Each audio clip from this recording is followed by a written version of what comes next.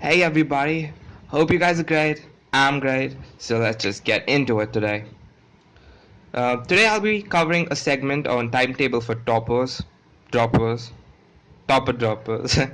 Okay, that was a really bad joke, right? But anyway, also if you haven't liked or subscribed, please do that because the only reason I do what I do, is for you guys.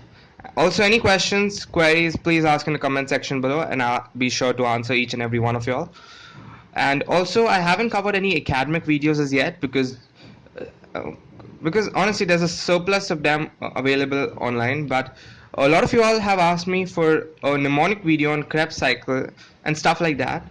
So if you all want, I can start another segment where I cover mnemonics, and for that again I'd like a few um, suggestions in the comment section below on what I should cover. So anyway, without wasting much time, let's get right into it. Timetable for droppers, right? Okay, so I'm now going to assume that every one of y'all have classes for 4 hours a day, and if you all don't, I'll let you know how you can utilize those 4 hours a day in a while. Also, you need to watch the previous videos on timetable. I think it's timetable for toppers, part 1. So go ahead, watch that out, because a lot of that is the bulk of the timetable. So you can apply that. You have to apply that in this video, right? So out of the 24 hours that you have in a day, 8 hours you have to give to sleep, right? You cannot compromise on this. Sleep is the most important thing, and you definitely cannot compromise on this. You can, however, divide it. You can if you want to compromise, you can probably compromise an hour or two. Not even two, actually. Minimum 7 hours of sleep on a normal day. Maybe on test days, you can probably sleep for 6 hours. That's okay. But like for studying on a long-term basis, like half a year, 6 months, a year, you have to make sure you get your 7 hours a day sleep.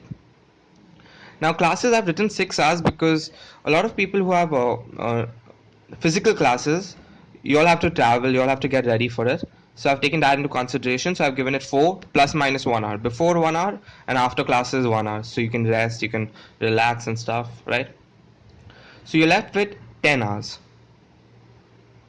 Out of this 10 hours, you have 6 hours and 4 hours. The 4 hours you can give to rest, eating, grooming yourself, and stuff like that, right? But the 6 hours is your main bulk of study, your self-study, the most important study of the day.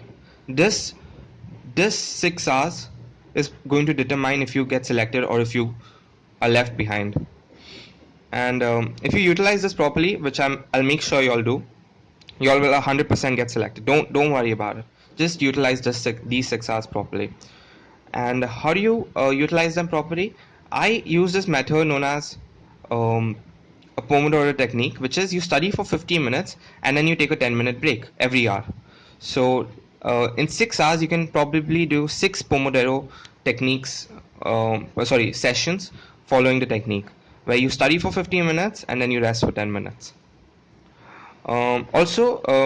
These few points, make sure you follow them. Make the schedule for studying a day before, right? And schedule as per time marks chart that I had made in the other video. If you remember, it was something like this. I divided into 4, and this was number 1, this was number 2, this was 3 and 4. Go ahead and watch that video. If you've forgotten the time chart, go ahead, check that out again. Just a second. Alright, so if you do not have any classes, any online video study that you do or doubt solving with friends or with teachers, they come under this 4 hours, right? Now I'm going to give you all a mock timetable, right? Again, this highly varies on your classes timetable or whatever. Mine was 4 to 8 p.m. but then I got into thinking that since I'm making the video for droppers, the dropper batches are usually in the afternoon or the morning. So I've changed the timing from 4 to 8 to 12 to 4.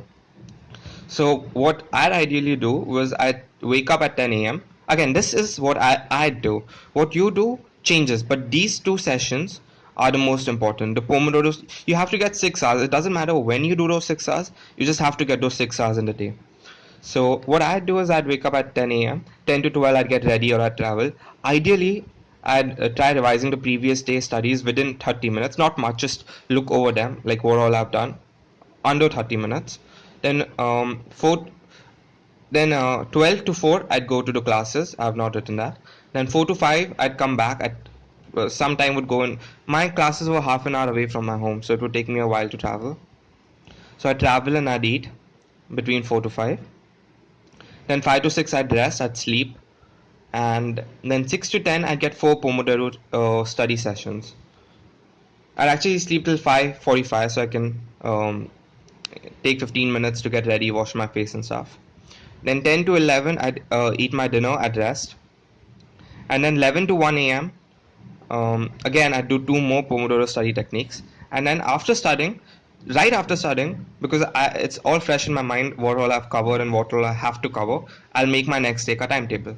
And when I make the next day timetable, I'll only be making these two because most of this is going to remain constant. So only these 6 hours ka timetable, 6 sessions, what all am I going to do in those 6 sessions, uska timetable I'll make. After that, I'll reward myself. I'll probably watch a movie or a TV show, right? So then I'd sleep for 3 to 10 a.m., which is 7 hours plus the 45 minutes here. So that's 7 hours 45 minutes, which is more than enough. Also make sure you do reward yourself, because rewarding yourself is one of the most important things. You can reinforce this behavior of studying 6 hours a day. And studying 6 hours a day is more than enough, because the normal mental capacity of a human brain is 6 hours a day of self-study. You cannot do more than that on a regular basis. There are a very few percentage of people that can actually do more than 6 hours a day, and they are at another level, okay? But for people like you and me, the average people, 6 hours a day is more than enough, right? And now let me tell you a little more about the Pomodoro study sessions. So out of the 6 study sessions, ideally most of them, obviously there are going to be days where this is not going to you're not going to follow this, but mostly what you're going to want to do is out of the 6 sessions, at least 4 should be solely on solving the MCQs. For the MCQ books that I've used, go to www.learnneet.com/books. I'll have the link in the description as well, and I'll have link for other. My site has a lot of, if you haven't already seen it, it has a lot of different segments to it. It has previous year's papers, it has the most important books, it has the most important chapters. So I'll have all of them linked. I also have notes, so I'll have the link to that as well. It'll be in the comment section, I'll pin it, as well as in the description. So I don't think you'll miss it.